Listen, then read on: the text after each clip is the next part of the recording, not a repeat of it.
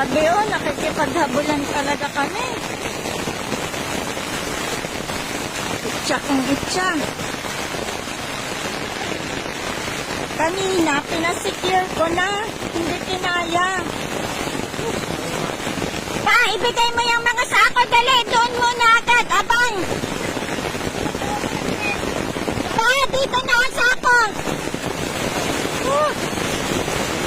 Ayun. Buti ang dami ko pang tao. Kaya worth it talaga na magpakain ka, no? Nayak ako bigla.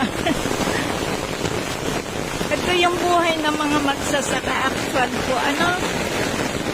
Ako may ano pa extra ko lang to. Papaano kaya yung mga umaasa talaga mismo sa pagbubukid.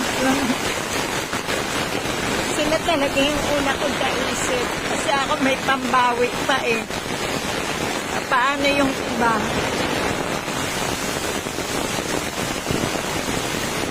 Bigla talaga yung lakas ng ulan. Grabe.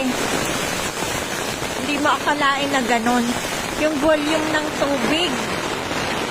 Parang ano,